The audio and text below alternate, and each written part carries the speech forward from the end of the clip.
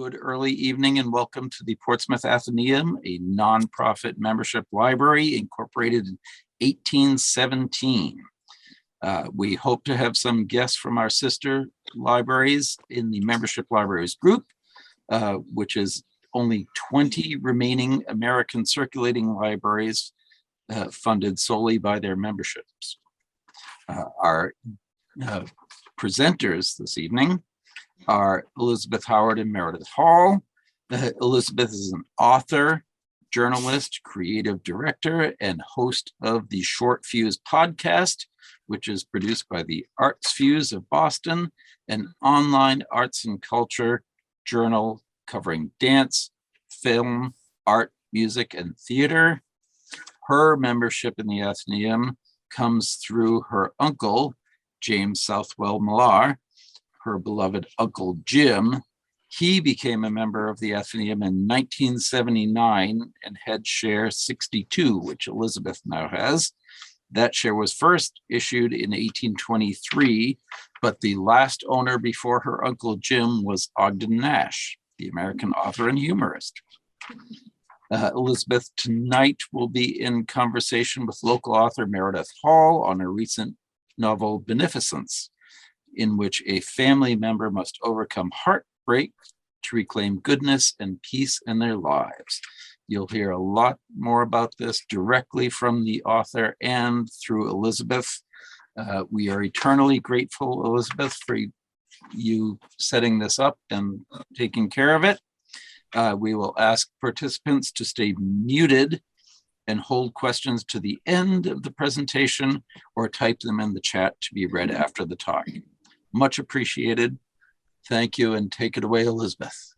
Thank you, Tom. And I can remember my Uncle Jim kind of leading me by the hand, taking me to the Athenaeum to show me the books and the archives. And he just, for him, it was a sacred space. He loved it. And so it means so much for me to be involved now. And Meredith, it's so nice to be with you. Of course, we have something in common, and that's we both grew up in New Hampshire. And I grew up kind of in the shadows of the White Mountains, and you grew up near the rugged coast.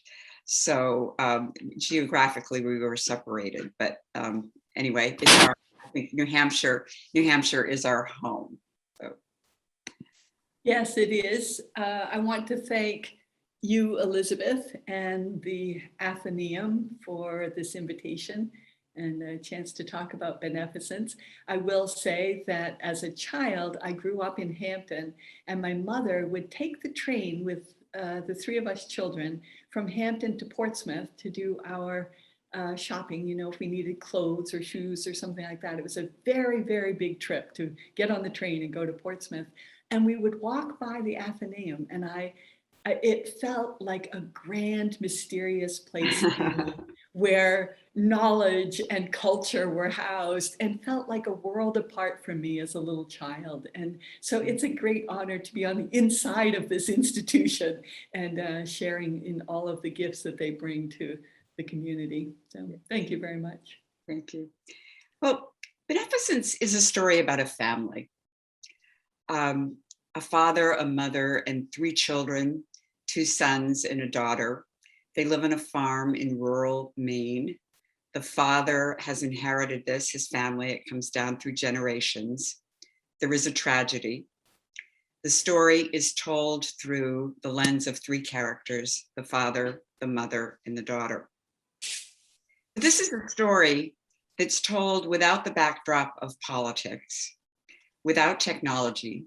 It's set in the years 1947 to 1962. So there are no texts, cell phones, or blogs. There are no mentions of 9/11 or the Vietnam War. There's no reference to race, gender, or sexuality. Do you know how refreshing it is to read contemporary fiction and find these things stripped away? If you haven't read this book, I encourage you to read this, what critics have described as a luminous book. And Meredith, I thought tonight we'd talk about the meaning of home, spirituality, love, grief, the cycle of life, because at its heart, this is what this book is about. As I've read it several times. It could be set on a farm in rural Mississippi, could be set in Ireland or in Africa. It's at the essence, as I say, it's really the love that comes through. So let's begin with the title, Beneficence. Robert Macfarlane is a British author who writes about landscape and nature, and he published a book called Landmarks. It's a book that looks at the power of language to shape our sense of space. One year he noticed a culling of words from the Oxford Junior Dictionary. Here are some of the words that were left out: acorn, ash, cowslip, dandelion, fern, heather, ivy, replaced by attachment, block graph, blog, broadband, MP3 player, bullet point, and voicemail. So beneficence, such a beautiful word, and it appears 4 times in the book. And I was wondering, Meredith, if you could read us the sections where it appears. I would love to do that. When working with my wonderful editor, Josh Bodwell at Godine Publishing, he was the first to vote for Beneficence as the title of this book. And it startled me a little bit because I was not aware of the connection between beneficence and what I had written. And he really felt strongly that this was an appropriate title. And it was only when I moved through the manuscript to work on copy edits that I came across the word beneficence in my prose, and I was shocked. And then a while later, I came across it again, and I did a word search, of course, and found that I did use the word beneficence 4 times in this book. And it clearly said to me that this book is about beneficence, that it is, Josh was right on it, that this is, that my sense of beneficence is at the core of this story. So I would love to read some of these passages. As you said, Elizabeth, the story is told in 3 voices in a cycle. Doris speaks first, the mother, and then the daughter, Dodie, who is early in the book as young as 10 years old, and then Tup, the husband. And they each have their turn to speak as we move through time, through the years of that span of the story. So this is Dodie speaking. Yesterday morning, the second cut of hay gleamed in the early light, the green stretching across our land, across and beyond the creek and the orchard, across the road on the other side to the ledges. That shining grass speaks of more work coming for Dad and Beston, the cutting and raking and tedding and baling and hauling to the barn and hoisting to the lofts, the timing critical before frost takes the grass. But that is not my work. And while I stood at the kitchen sink looking out on our land, I felt for the first time in a very long time the simple and perfect beauty of our land, its beneficence. And I said yes to Beston. So beautiful. The love that this family feels for this place. You mentioned, Elizabeth, that the family has Tup's family has been on this land for 5 generations, and Tup's father actually wanted him to leave this land and get an education and be free of this farming, which his father did not find satisfying. And that doesn't happen. His father dies, and Tup quits college and marries Doris and brings her home to this family farm that was, at the time, it had really declined. And Tup and Doris brought it back to a thriving dairy farm. And that work, it's a beautiful place anyway. The land is very beautiful and very bountiful. And the place itself is bound up in the work that this family does on that land. And they really are inseparable. The family knows that. The family is very aware that home is work, and that work is remunerated, that work is paid back by this very gentle and generous land. This is Doris speaking, the mother. Top charged Dodie defined God. Once I knew that God. I was thankful. Every day I was thankful. I was loved. Top loved me. We created 3 children. We lived on this farm. The center farm bound us. Beneficence, benediction, benefaction, benevolence, beauty, beatific, the Beatitudes. What's happening for Doris at this point is that in her sorrow after this event has hit this family, she slips into cycles of language repetition in her struggles, and this list of all the Bene words, the BENE words, is actually a moment where that cycling through language is a cycling through everything that has ever given her peace and comfort. And if I could just, I looked up the Beatitudes and reread them, and thought about them and realized that, blessed are the poor and in spirit and the meek and blessed are the peacemakers. And I thought, did you go back and look at these things? And yes, I did. From my childhood experience in an Episcopalian church, the Beatitudes would come up periodically, and they always interested me, this idea that that if a person follows these good rules, these rules of goodness, then there will be reward. And Doris certainly lived in that world before this crisis hit her. She understood that world and lived that world. She really lived that goodness. And they would have been very important to her. This is a family that went to church as virtually all rural Maine people did during this time. Church was a social place for them. And it was, I think for the most part, an unquestioned kind of tethering to certain rules of goodness. I think that God was, for the most part, reassuring, and they could turn to God and trust that God would keep them safe and bless the farm that they were on. And this is a moment when the family, because of this tragedy, is starting to question their faith in those basic sort of almost community church lessons. These were not dogmatic or ideological teachings of a larger church. These were just community church lessons. And she's telling us here that Top feels it's imperative, as they try to make their way through this difficulty, that they hold on to the gifts that basic faith brought to them, even as the others in the family find their faith deeply shaken.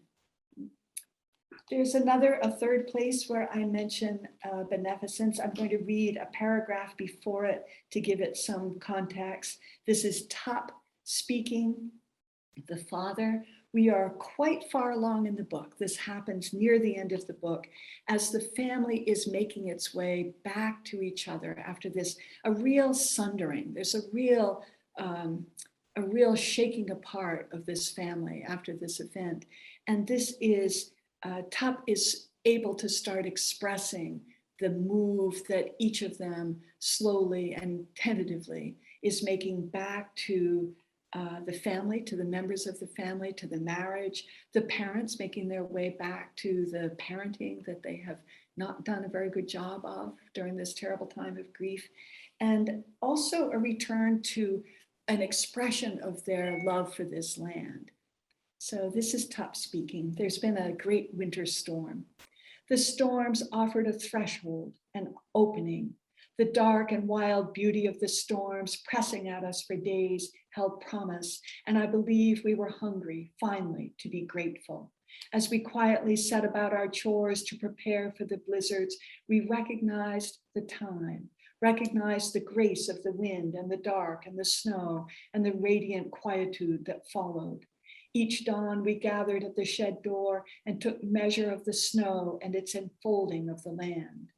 All this beauty, Dodie said, and I said, we are blessed with the gift of loving this beauty.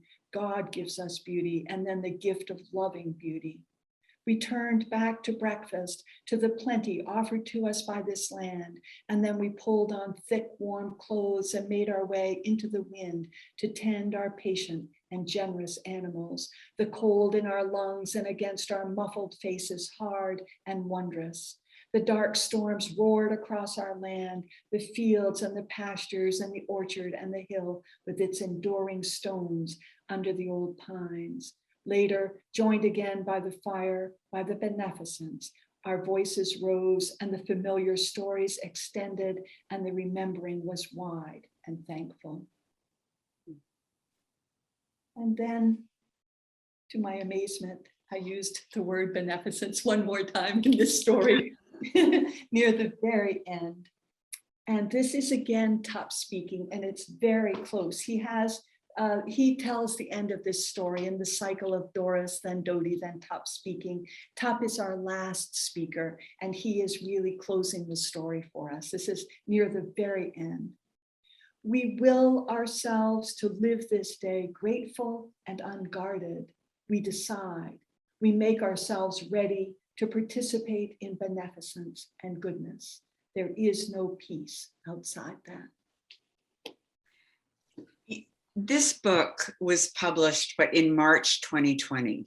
Yes. Wasn't it, Meredith? Right. Yes, it came out actually in October of that. It was supposed to come out in March, and the pandemic pushed it off to October. I was going to say so, but it was during the pandemic. Yes. And when you read there's sort of a prescience about the fact that the centers, and of course the family is named Center with an S. Yes. But it seems such a perfect name to keep this family together.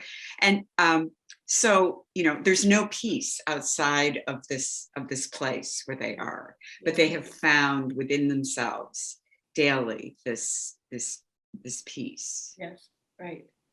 Yes, and the peace of the land and the requirements of the land are enough to be a force that drew them back to each other and to the land when that was very much at risk. We've spoken, Elizabeth, about, all of us know grief and sorrow and loss. Every human being knows sorrow and loss. And many people know true tragedy and trauma from that loss. And yet, I believe that we are intended, we're built to seek beneficence and to express beneficence. And I think my writing of this book was a way to express that faith in us. I think we each own this and have a need to express beneficence. And this is a family that struggles and wobbles and fails, as many of us do. They fail, and then they find their way back to that. The farm is home, and James Baldwin described home, he said, simply as an irrevocable condition, which I just think is such a wonderful way to describe home. There's one place where Tup, the father, says, writes, all the generations that have lived in this house, all the words said that should never have been uttered, all the laughter, the births and the deaths. And, as I was reading this, I also thought of Donald Hall, Donald Hall, the poet, and of course went back to his farm in New Hampshire and then had the tragedy of his wife, his beloved wife dying. But one of his, I got out his poetry to reread it as I was preparing for this, and one of his poems, Maple Syrup, he said, I remember coming to the farm in March in Sugaring Town as a small boy, and the cycle, and here he is, a small boy in March, and then, we're going through the cycles of nature. Yeah. This idea of home, that it isn't necessarily, this comes through strongly in the book, I believe, that it isn't necessarily a construction, it's a sense of being. Yes, it is. I really believe that this home, this sense that these people have about home, is all details. It isn't something grand or large. It's not an idea. It's not an obligation. It's not something that has been passed down through the family as a kind of a calling to the land. Home for these people is simply the details of every day, and the details of the people who have lived in this house every day, just daily lives in this building that is home, and the barn and the land and the creek and the fences, the lights and the lamps in the barn. Each of these details is what defines home for these people. And I think it is that for us. I think that there is, if we think about a place that has felt to be home for us, what we think is not the larger understanding of this place on the planet. What we remember is, the small cup that always lived in a certain place on the shelf in the kitchen. And it's very much that way for these people. Top's generation, Top and Doris and their 3 children, live in a house that is furnished with furniture that has been there forever. And they refresh it, and they come to feel that it's their furniture, that the chair and the lamp and the little sewing table that Doris uses beside her chair. These are sort of their bindings that hold them through memory to this place. So, and it is the details. I think it is not something larger. It's just the daily details that do that. There's another quote that I've written down from the book: "The farm is a bulwark. I taught my children, this world and then the world outside. We are safe on this land, in this home. Once gained, we can never turn from knowledge and its burdens, but we can find order here and the freedom to love fiercely all we know." Yes, I think that's, I think I'm expressing there my own longing for that sense of a home that was, I speak at another place, about this home being a stronghold, that this is safety, this is protection. And I think that this mother and father, the farm is out at the end of a dirt road, and the road goes on to nothing. It goes into the fields of a neighboring farm, but there are no neighbors beyond them. There are no neighbors close to them. They live in a very remote area, in the mid-coast area of Maine, inland from the coast itself. And the sense, they do have interactions with people in town. They go to church and they go to the market occasionally. They go to the feed store. The children go to school. They get on a bus and go to school. But the centers see themselves as people beyond that kind of world of commerce, what brings people together in a center. And it is for them a place of great safety. And they have come to trust that if they are home, if they are on that land and in that home, they will be safe. The parents actually teach their children this. In fact, Doris is uneasy about children as her children get a little bit older and they want to start having friends from school come to their house after school or on a Saturday. Doris is very uneasy about it. She feels that somehow there is threat involved in those connections from outside. And Top feels differently. Top worries that there's something inside him that will fail his children and fail his family. And Doris reassures him, you're a good man, and I will tell the children when they're grown that you were a good father. But Doris does feel that the world outside is going to intrude and bring harm, and she wants to protect her children from that. She doesn't name it. She can't name it, but it's a strong feeling for her that if the 5 of them stay in that place, they will be safe. So the father at one point kind of leaves the farm, not really, but he's in some ways he isn't there. Yes. And the mother is living there, but she's now within herself. Yes. Yeah, and she can't really make room for others, and yet they're still there. Mm-hmm. As you said, as you've just said. I think that Doris and Tup are deeply in love with each other. Mm-hmm. And when this tragedy hits their family, they really, that reassurance just evaporates for them. And they struggle. Doris, there is an old Maine expression, if somebody faces terrible difficulty, people will say he or she went into herself or into himself. And Doris goes into herself. She experiences a very deep grief, and it is all she copes with is that grief. And eventually Tup feels that she cannot accommodate him in any way. She's unaware of him and really holding him at a distance. And so he finds his own ways of coping. Doris goes into herself, Tup finds his ways of coping with all of it. But in the end, there are these 3 children, this family that has been so disrupted. And it is actually Dodie, who is the truth teller in the family, who starts speaking the story to her mother and to her father, saying, these are your obligations, and this is where home is.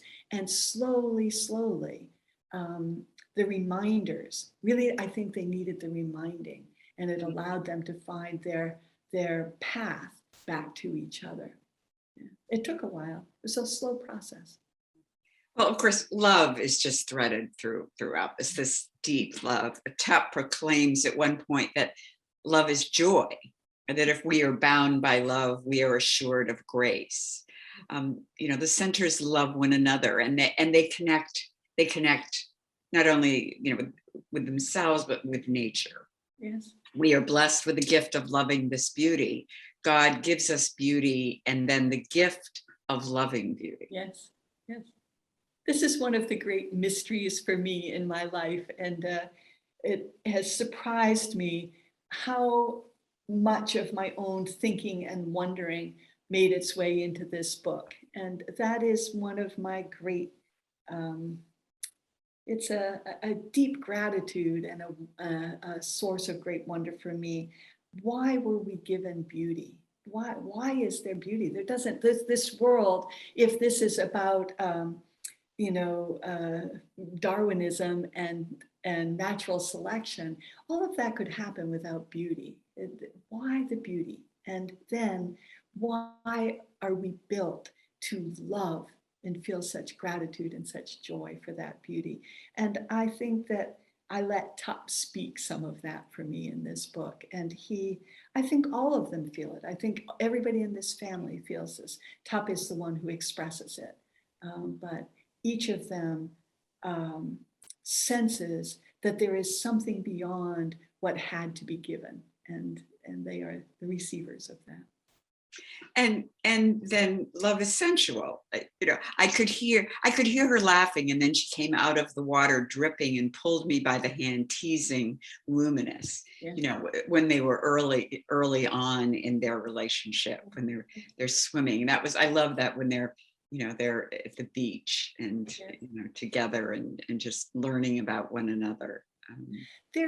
Tup and Doris are very much in love with each other, and even to the end of this book, they not only love each other and need each other and believe in each other, but they are in love with each other. This is a very blessed marriage. They are very lucky people to be in love with each other in this way, and they are an intimate couple. I wanted readers to recognize that this is a couple that finds great comfort and joy in their intimacy. And that intimacy, of course, as I think it does during times of great difficulty in our lives, that the intimacy becomes impossible. But even in the end, and they are older people by the end of this story, even in the end, they find their way back to that intimacy.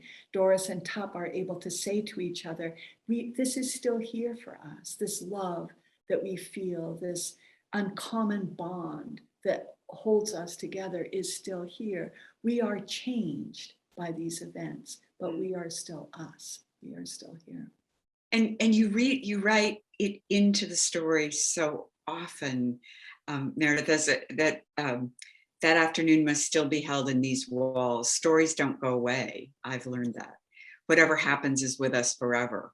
Yeah. What has ever happened in this house and in this room is with us forever. The other life endures in these walls, all of it. We are a family. Yeah. We love each other deeply. We will return to ourselves. We hold to that longing. Yes. Yes, that's right. I think this is a storytelling family. Is these narrators? We have these three narrators, but each of them is a storyteller. So one of the functions they serve is to give us a past.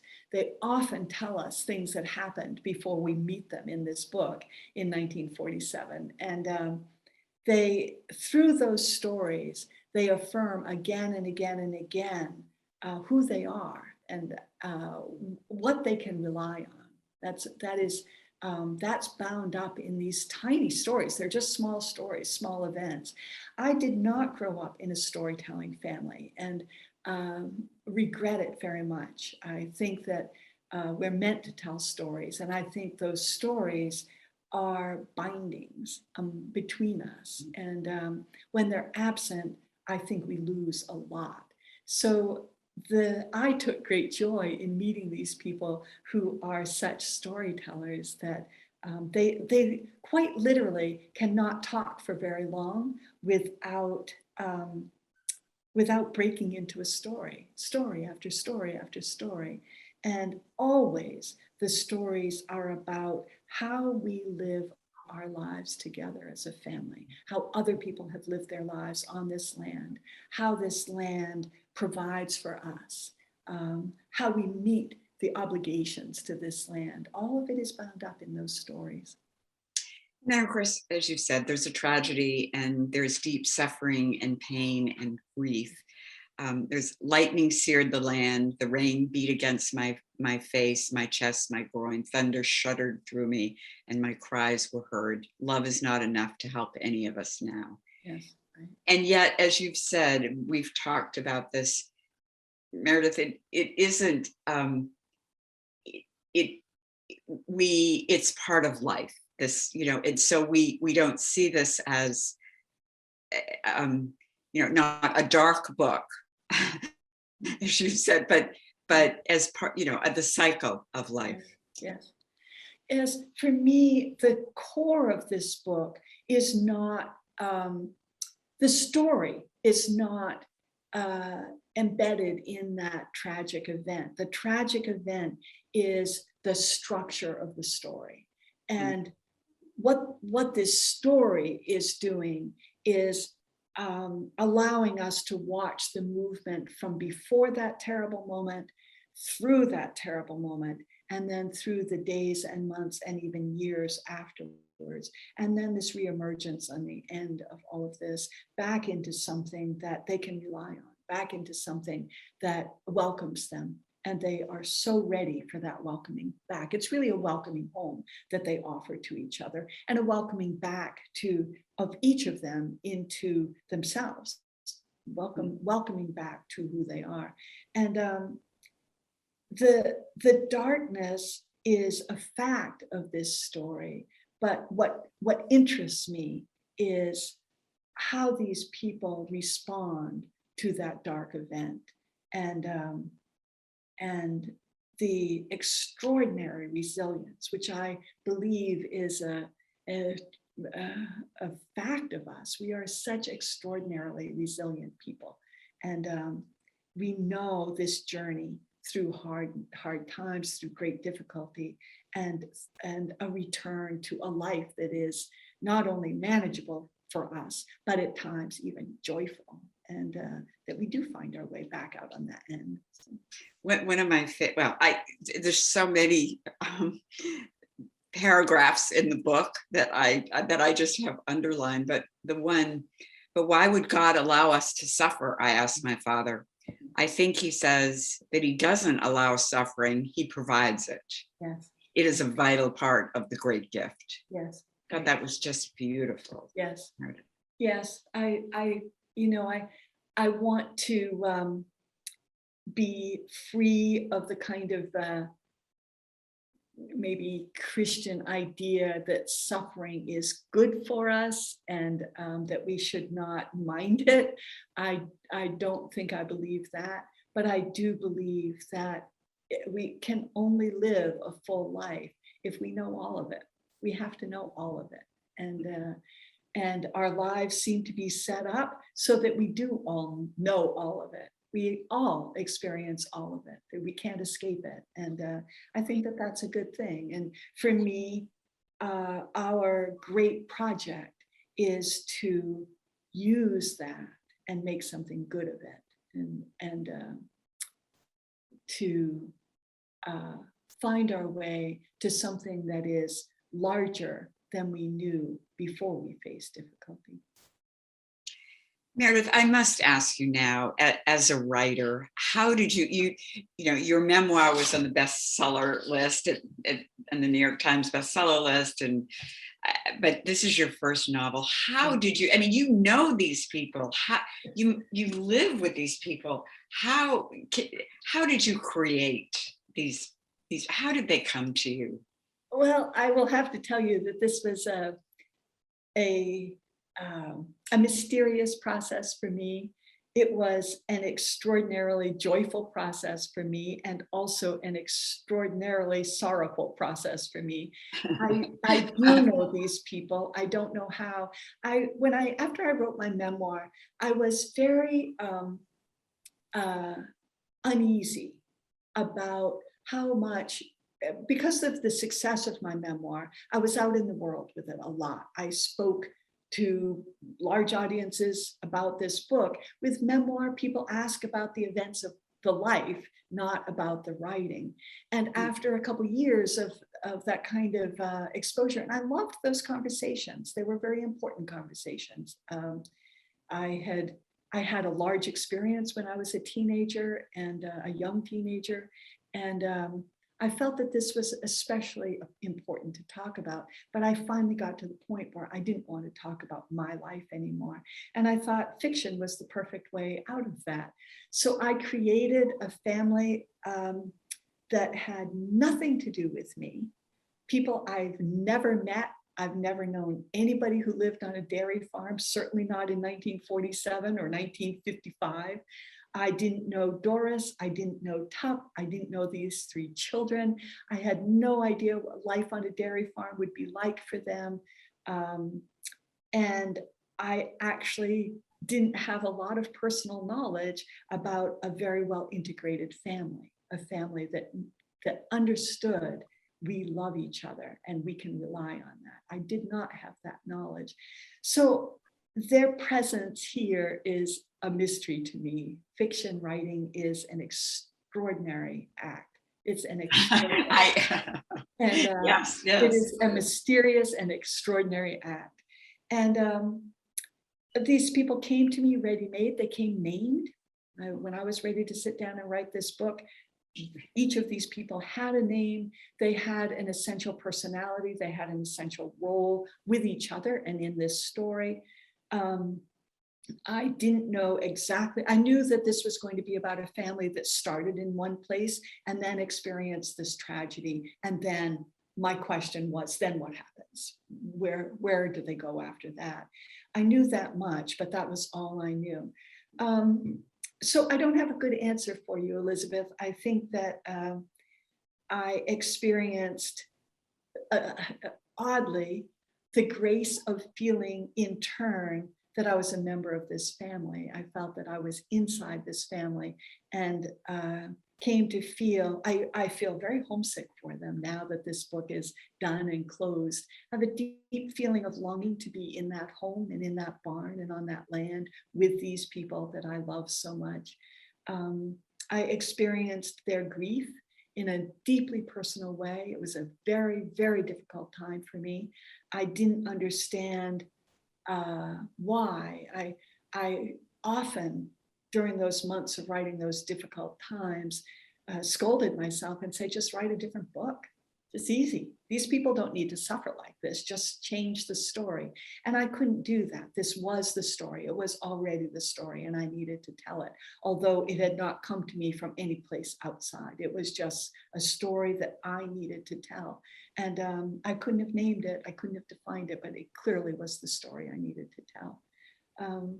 So that's. You must have spent a lot of time alone. I mean, you know, I think that you would, because I just had a conversation with Helene Flowers, and Helene was incarcerated, called a super predator when he was 16 years old, and spent 22 years in prison.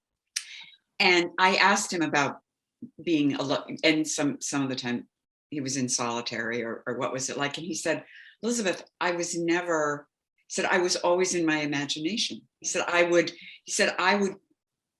create an idea for something. And he said, sometimes I'd have a board and I'd have Toni Morrison and James Baldwin on the board. I mean, you know, he said, I would write stories. I made up stories. It didn't bother me being in a cell, in a cage, because I lived these things. And you must have, I mean, it must be when you could create the story the way you have and describe these characters, when you were really with them, Meredith, then it would be hard to be, you know, watching the news and doing something else. Yes, you're absolutely right, Elizabeth. I think that you cannot be both in the world and writing this kind of material.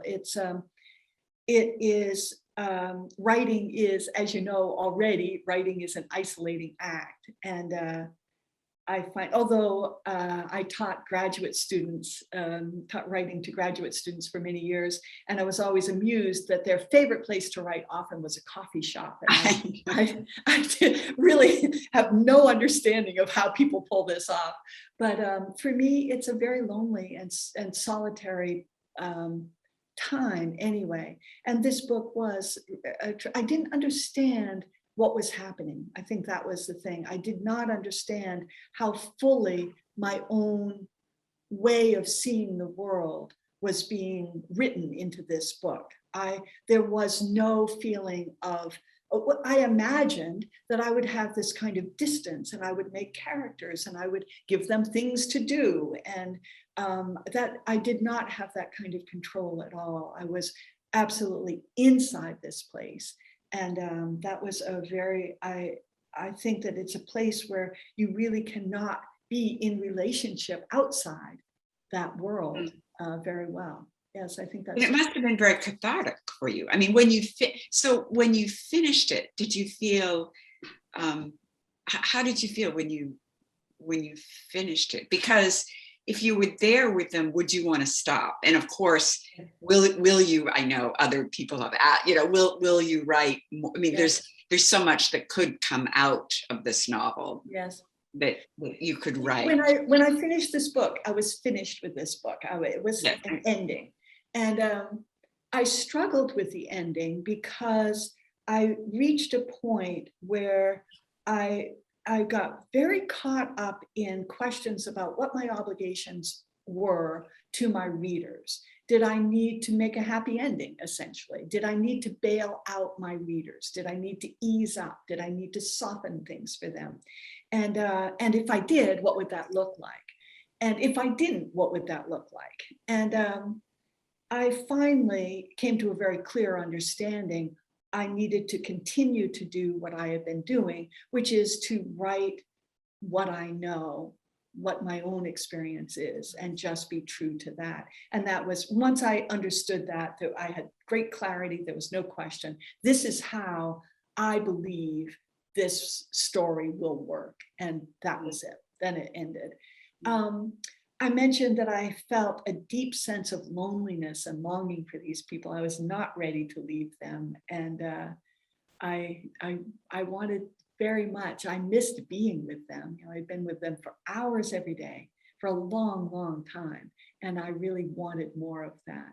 I will say now, when I read portions of this book, and especially when I come to the end of this book, I often cry with deep satisfaction, because this is what I believe would have come for these people. Yes. And that's deeply satisfying to me. Yes, yes. Well, I wondered if anyone has questions. I'm certain that we can either put them in the chat, or Tom, would you like to let people, I don't know how many people we have on the call. We've got 16. So should we let people ask their questions? I've asked them to unmute. Okay. It was a fantastic program. Thank you so much. Thank you very much. A great pleasure. Asking questions is always silences people. Please ask. I know. Please ask. Well, I will start if nobody else will.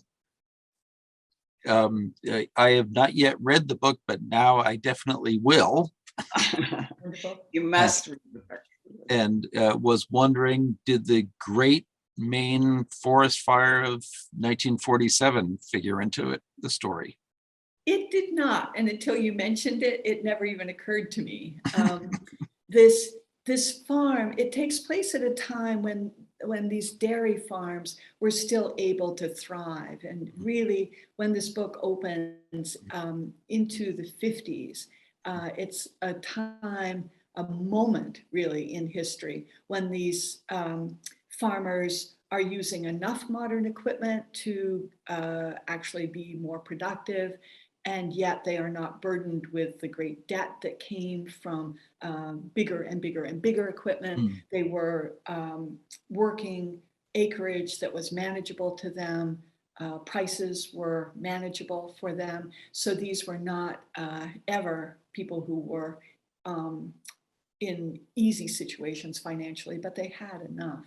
But I never even thought about the fire of 47, which I think maybe would have been more to the west of them. I don't know how much it would have affected them. And, you know, Meredith, I went back and looked at Charlotte's Web, and I know that Joyce Maynard, when she interviewed you, mentioned the book as well, but I thought, you know, I immediately thought, well, as I say, Donald Hall, E.B. White, you know, but E.B. and, you know, even Wind in the Willows, but Charlotte's Web, I thought, oh, here we are, you know, it's this, you know, Maine is a place where writers seem to. Well, I am honored at the comparison, and you know, E.B. White, he told his story in detail. It's just details, just small event, a conversation, some dialogue, small event, and that builds that rich world in that barn. Yeah. Meredith, how did you do your research, and how long did it take you to write the book? It took me a very long time to write the book, because it took me a very long time to imagine the book. So when I finished my memoir, I decided that I was ready to start another book, and it would be fiction. I was very excited about it, happy about that move, and thought, honestly, you know, I didn't know. I taught memoir writing for all those years at the university, and I did not teach fiction writing, but I read a lot and teach narrative writing and nonfiction. I thought, how hard can this be? So I went into optimistic. I thought I could do this. What I found stopped me in my tracks was the process of finding the story. I knew that, you know, what I knew was what I didn't want. I came up with ideas and ideas and ideas, and I would hear little snippets or read some small thing and pursue that for a while in my thinking. And each time I knew, no, no, no, there's nothing here for me. There's nothing here for me. And then this story arose from a tiny snippet of conversation with a friend in my small town in Maine. And it got me thinking about the father, actually, Top. And I initially imagined, and I recognized the second I was onto this, that this was my story. I had it. This was it. Mhm. But what I thought I had was the story of a man, Top, who was the father, and something awful was going to happen. I didn't know exactly what. And he was going to misbehave. He was going to be a man who was selfish, who took care of his own needs. He had been a pretty good father, pretty good husband. But when this thing happens, all he knows is to fall back on trying to rescue himself. And I wanted to watch the decisions he made, but mostly how he explained those selfish decisions to himself. So that's where I started this book. I opened there, and I thought I was going to open right there. And in fact, Doris, his wife, opened the book. She talked first, and I had not expected that. I hadn't even made decisions about who would tell this book. I thought I was going to tell this story. I didn't know that these characters would. And here was Doris speaking to me. And within a few pages, I understood very clearly how deeply she loved and respected and liked her husband. And it became very clear to me that whatever I had imagined about this man was not going to be true. And I needed to rethink this story. Once I got that far, I was able to put this book together over probably a couple years, but getting to that point was several years. It was a very frustrating process for me. Yeah. But what about the, that's very interesting, thank you. But what about the research on the details of the times and the clothing and the language and the food and all those sorts of things? You got to get right so that you don't lose credibility. Well, I think part of it, I grew up in an old-fashioned family in New Hampshire, and I've often wondered about how old-fashioned my family was. I've said I was a child of the 50s and came out of college, out of high school in the late 60s. And yet there was something about my family that was very 1940s and my community. It was something, we were out of time in some way. And so a lot of this was just very familiar to me. These were women working in their kitchens and working in their gardens and keeping their chickens. And there was nothing mysterious at all to me. I knew these people. They were very familiar to me. Right. And I did not know the details of a dairy farm, although I grew up keeping sheep and I was familiar with sheep, and living in that kind of small New Hampshire town and in Maine. Once I came to Maine, farming is around you, and you just know the rhythms and the people. So there was an oddly known quality about this for me. There were many things that I needed to research, but it was not difficult research. I needed to know. I knew how to dock lamb tails. Is that how you dock a calf's tail? And when do you do it? How old are they? How old are calves when they're separated from their mothers? I knew difficulties in birthing for a ewe. I imagined it was the same for a cow, checked on it, and I was right. I could write that. So there was actually not a lot that was outside I think, a kind of imagined world for me. I think it was deeply imagined from the time I was very young. This was a world I longed for. If I could have named my ideal life, it would be the Center Farm. Maybe you were there before, maybe in an earlier life. Yes, maybe, yeah. Thank you. Thank you for that question. Well, if I may again, I'm sorry, but I'm wondering about your process. Are you in a writing group? Did you have a beta readers, or how did this whole thing work as far as your process goes? So teaching graduate students to write, I encourage them to find an excellent writing group, to rely on those readers, to rely on the deadlines that those readers can present for them. It's a way of writing that I believe in. I think it eases things for writers. Unfortunately, I seem not to be made that kind of writer. I write in really pretty extreme isolation. So when my book was done and I sent it to my agent, nobody had seen this book except me. Wow. And it's a very risky way to write a book because you don't know anything. When sending it off, this was true with my memoir too, sending it off to my agent with no feedback at all about whether it was viable was a very a moment of tremendous anxiety, really waiting on the edge of my chair. Will she like it? Will she like it? Is this a book? Not even knowing if it really was a book. And so I don't know how to explain that. I don't know why I have such a profound sense of privacy about my writing. I think that if I entertained responses from readers, it would confuse me. I think I wouldn't know what to do with that. And I refer to it as writing by committee. I just am not sure how I would do that. And I do at the moment of writing, writers talk about this. I'm in a different zone. I am not here at the computer making decisions. I really enter a different zone. I listen to Gregorian chants while I write. And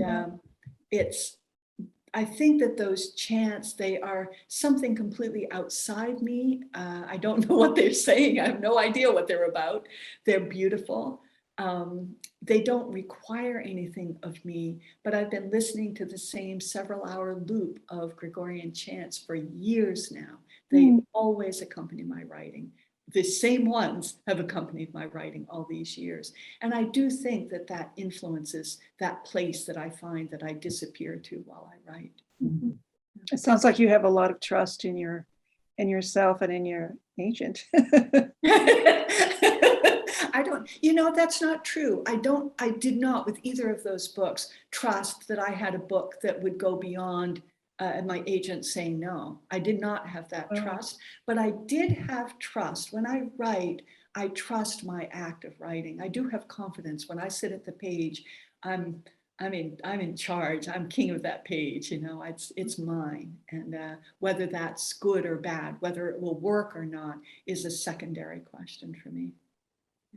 Thank you, Meredith. Yeah, thanks. Yes, thank you. Do we have any other questions? This has been it's just been so wonderful being in conversation with you, Meredith. And thank you so much, Elizabeth. Just wonderful. I love a conversation about this work when the conversation is interesting to me, and this has been interesting. So thank you very much. And also who did the beautiful watercolor on the cover is Elizabeth Mayville. Did you? Yes, Elizabeth Mayville. She is a New England painter and does absolutely beautiful work. And Godine approached her, and she did this for the book, and it's beautiful. Yes. Yeah. Well, thank you, Meredith. This was wonderful. Thank you so much, Elizabeth. Thank you, Tom, and the Portsmouth Athenaeum. I'm very grateful to you for being part of all of this. And thank you for all of you people who signed up and yes, thank you for did more Zoom. Thank you. Thank you. Bye-bye. Thank you very much. Outstanding program.